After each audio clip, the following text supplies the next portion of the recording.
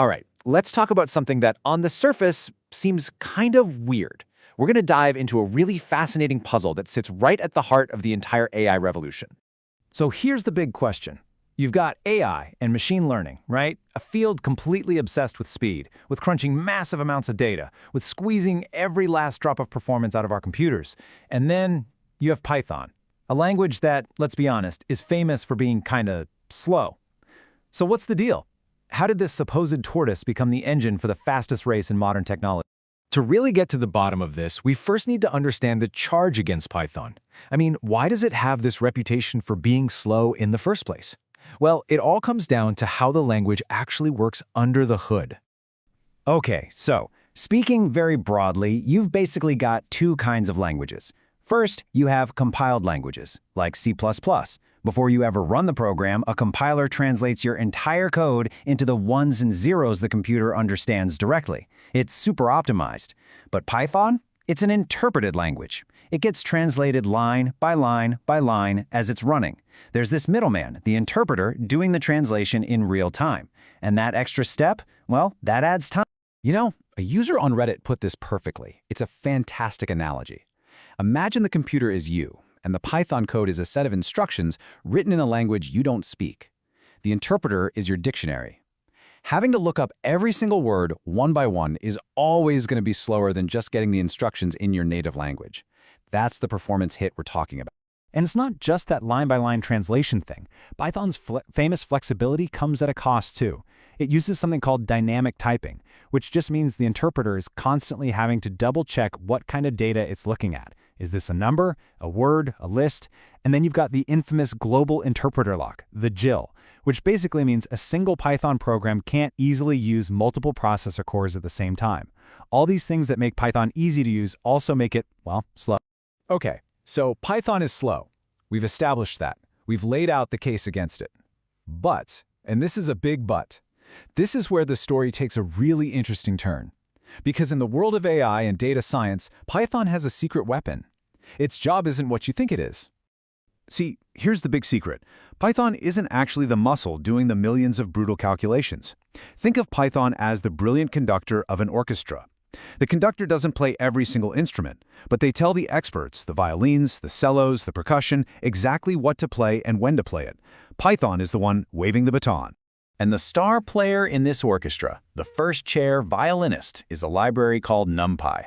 At its core is this thing called an n-dimensional array. Now, a regular Python list is kind of messy. It's like a bunch of separate notes scattered all over your desk. But a NumPy array? It's like a perfectly bound sheet of music. All the data is the same type, and it's all packed together tightly in one continuous block of your computer's memory. And for performance, that is an absolute game changer. And you can see it right here. Because all that data is organized so neatly in this grid, the computer's processor can just tear through it. It doesn't have to jump around looking for the next piece of information. It's all just lined up, ready to go. This structure is the key that lets us bypass Python's natural slowness for all these heavy-duty math problems. And here it is, the big reveal. The reason libraries like NumPy are lightning fast is they're not really Python. What they are is a super friendly, easy-to-use Python face on top of a beast of an engine. Underneath, it's all highly optimized code written in languages like C, C++, and even Fortran, the granddaddy of scientific computing. So when you call a NumPy function, Python just turns around and hands the real work off to this precompiled super fast code. But you don't have to take my word for it. Let's look at the actual numbers, because this is where it gets just wild. If you want to add up 100 million numbers using a plain old Python loop, it takes over 6 seconds. Not terrible, but you know. Now the exact same operation using NumPy, it's done in 0.07 seconds. The difference is just, it's staggering. Yeah, you heard that right. Over 85 times faster. That isn't a small improvement. That's not just a little better. That's a completely different universe of performance, all while writing simple, clean Python code. So you might be thinking, okay, that's clever, but why go through all this trouble? Why not just write everything in C++ to begin with? And the answer is, we're not just optimizing for computer time, we're optimizing for something way more valuable. This quote from another Reddit user just hits the nail on the head. It's about how fast humans can work. What might take days of painful work in a language like C++, fiddling with memory, compiling, debugging, can literally be done in a few hours in Python. That speed of experimentation is absolutely priceless in a field like AI. So, when you add it all up, Python's real superpower isn't how fast the code runs, it's how fast the code gets written. It's clean, it's readable, you can test a new idea almost as fast as you can think of it. And you get to use this massive ecosystem of amazing libraries built by thousands of people. It lets scientists and researchers focus on the science, not on the nitty-gritty of computer engineering. But, nothing's a perfect solution. This whole glue approach, this idea of conducting an orchestra of faster libraries, it has its own set of trade-offs and hidden costs that are really important to know about.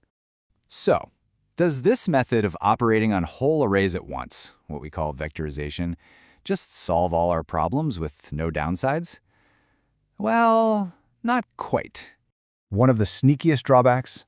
Memory. A whole lot of it. See, when you chain a bunch of these fast operations together, NumPy often has to create brand new, full-size copies of your data just to hold the in-between results. And when you're working with gigabytes of data, that can become a huge problem fast. Okay, let's walk through a super simple example. Say you want to get the average of the absolute values in an array. You start with your original array, and let's say it's 1 gigabyte in size. To get the absolute values, NumPy creates a second, brand new 1 gigabyte array just to hold them. Then it calculates the average from that new array, and finally it throws that temporary array away. But for a split second there, poof, you just doubled your memory usage for one simple step. And of course, smart people saw this problem and came up with the next big thing. Tools like Numba take a different route. They use what's called a just-in-time compiler that can look at your simple Python code, your loop, and translate it on the fly into super-fast machine code. So you get the raw speed of C without creating all those giant memory-hungry temporary arrays. It's really the best of both worlds. Which really brings us full circle. The story of Python's success in AI isn't just about programming languages. It's really about priorities. And it forces us to ask a really big question. In an age where computer power is getting cheaper and more abundant every day, what's the most valuable resource we have? Is it the processing cycles of a machine, or is it the limited, precious hours of human creativity and innovation? The fact that Python runs the world of AI, well, that kind of gives you the answer.